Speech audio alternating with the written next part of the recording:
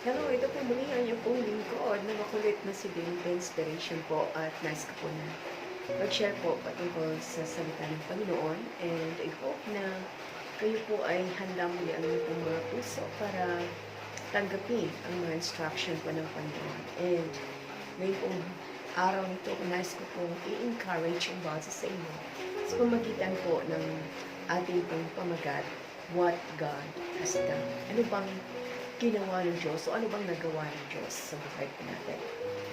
So, ang ating pinaka-text po is in Joshua chapter 10 verse 11 to 14. So, in Joshua's final words sa mga Israelites, we find that ito po ang well-seasoned ng warrior. Ngayon dumating na yung pagkakataon na kung saan siya po ay matanda na po si Joshua. And pointing God is the reason for all na kanya pong victories.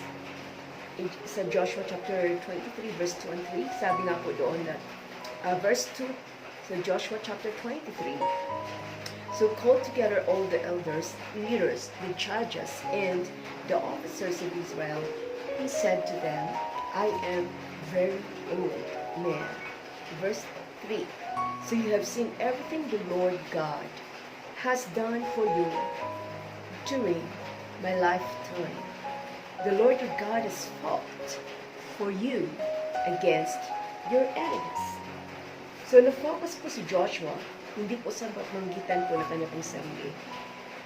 Na-focus po siya sa kanya pong sa mga accomplishment niya, but on what God has done sa buhay po niya.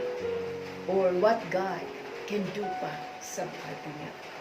So, hindi po nagmamalaki si Joshua na ang lahat ng victory na mayroon po siya ay sa pamagitan ng kanyang sarili, kundi po sa pamagitan ng mga bagay na nagawa ng Diyos sa kanilang buhay sa mga Israelita. And verse 5, sabi dito, that this land will be yours, sabi ng Panginoon sa kanya, for the Lord your God will himself drive out all the people living there. Now, you will take possessions of their land, just as the Lord, your God, promised you. Sabi ng Panginoon, this is a promise ng Panginoon na the land will be yours.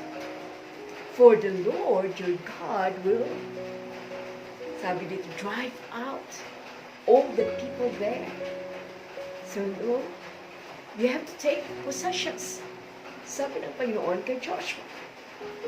And the importance of being careful to follow God and His commands.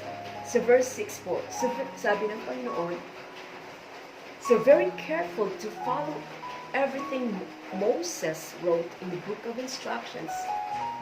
Do not deviate from it, or turn either to the right or to the left. Ang instruction ng Panginoon, you can possess the land, but you must, sabi ito, you must be careful to follow everything that Moses wrote in the book of instruction. So, wag natin pong i-deviate. Do not deviate from it. Wag tayong mag-turn from it, either to the left and to the right. But verse 8 says that rather cling tightly to the Lord your God as you have done until now. Kaya sabi dito that we have to cling tightly. So sa pamagitan ng instruction ng Panginoon o yung sinulat ni Moses, huwag sila pong lumayo doon sa instruction, the book of instruction. Either mag-turn to the left or to the right. Rather, cling tightly to the Lord your God as you have done until now. So panghawakan po natin ang pangako po ng Panginoon. So Joshua was dying, and so he called all the leaders of the nations together to give them his final words of encouragement and instructions. So mamamatay na si Joshua, kaya po tinawag na lahat ng mga leaders para maghabilin po ng instruction. So Joshua had been a living example of the words, cling tightly to the Lord, your God. Siya yung tao po na talagang palagi na siya po ay nagkikling tightly to the Lord. And he wanted to be an example, or he wanted that to be his legacy. Yun ang pagkling niya tightly to the Lord. So, for what do you want to be remembered? Ano po bang gusto nyo maalala ka ng tao? And what do you want to pass on to your children, to your grandchildren? Makita po natin dito that sometimes ay di po ba kapag namatay ng tao saka po natin ma-remember yung mga ginagawa po niya. Pero si Joshua, before siya namatay, ipinakita po niya ang kanyang legacy on how he clung tightly to the Lord. Yan yung naipasa niya from generation to generation. Kaya ano po yung ating pong pwedeng ipasa sa next generation? Dahil hindi po natin maiwasan ang tayo po itatanda na. So ano yung maipasa natin sa next generation? Success in life can sometimes cause us to think that it's all about us.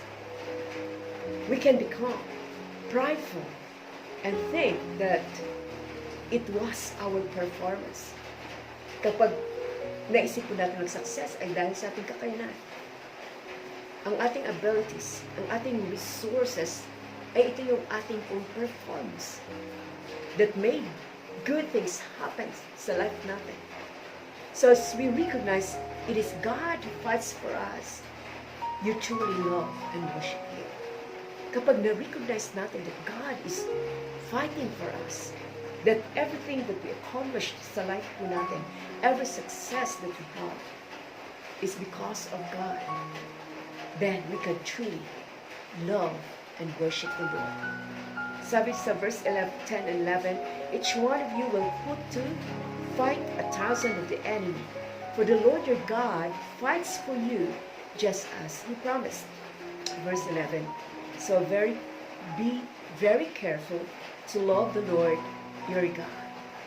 Very clear an instruction, Joshua. Love the Lord your God.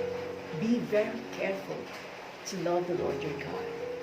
So we'll find praise for what God has done sa life po natin. Kapag na-realize natin that everything, ang ating victory, ang ating success is because of the Lord, then we will find praise for what the Lord has done sa life natin. We'll humbly acknowledge it's all about Him, mga kapatid. So as Joshua stated, sabi niya, deep in your hearts you know that every promise of the Lord your God has come true. Verse 14, not a single one has failed. Wala pong pangako ang Diyos na nag-fail sa buhay po natin. Not a single one. Yung nga po sinabi ni Joshua, that sa kanyang deep na kanyang heart, alam po natin that every promise of the Lord is true. The promise of God is true. And not one, a single one, has failed sa life po natin.